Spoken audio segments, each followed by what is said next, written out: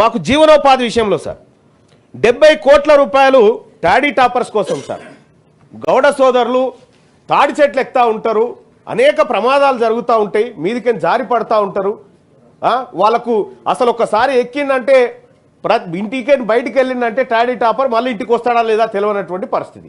అటువంటి టాడీ టాపర్లను రక్షించడం కోసం సార్ ఏది మనం ఒకటి కాటమయ్య కిట్స్ అని చెప్పి ఆ తర్వాత ఇంకా కొన్ని పెట్టినారు sir. Cooperative finance corporation limited కింద 70 కోట్ల రూపాయలు టాడీ టాపర్స్ కోసం ఖర్చు పెడతామని, మా గౌడ సోదరుల కోసం ఖర్చు పెడతామని ఇప్పటి వరకు పెట్టింది 19 కోట్లు.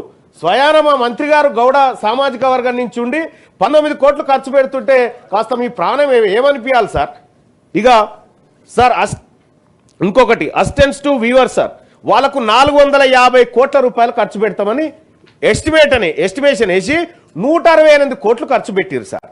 ఇక 22 బీసీ కోఆపరేషన్స్ అండ్ రాజీవ్ యువ వికాసం కింద సార్, రాజీవ్ యువ వికాసం కింద 4102 కోట్ల రూపాయలు మేము బీసీ యువత కోసం బీసీల కోసం ఖర్చు పెడతామని బడ్జెట్లో చెప్పి 4102 కోట్లు ఖర్చు పెడతామని చెప్పి సార్ 13 కోట్లు ఖర్చు పెట్టినట్టుగా లెక్కలు ఉన్నాయి సార్. ఇక్కడ 13 కోట్లు ఇంకొక నెల అయితే బడ్జెట్ వస్తుంది సార్. అంటే ఇవన్నీ మీకు ఎగనామం పెట్టబోతున్నాయి ఏంటి అనేది రాసి ఇచ్చినట్టుంది సార్ మాకు.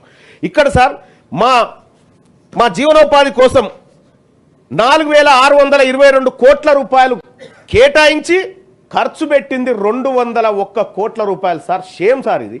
ఇక సార్ సోషల్ సెక్టార్కి వస్తే సార్ కళ్యాణ లక్ష్మి కింద సార్ మా బీసీ బిడ్డలకు పేదవాళ్లకు పెళ్లి చేసుకుంటే వాళ్ళకు ఏదో ప్రభుత్వం అందించేటువంటి చేయుత ఏదో అప్పుడే మేనమామ కట్నమనో అదో ఇదో అని చెప్పి 2173 కోట్ల రూపాయలు ఈ ఆర్థిక సంవత్సరంలో కేటాయించుకుంటే ఇప్పటి వరకు ఇచ్చింది 108 కోట్లు సార్.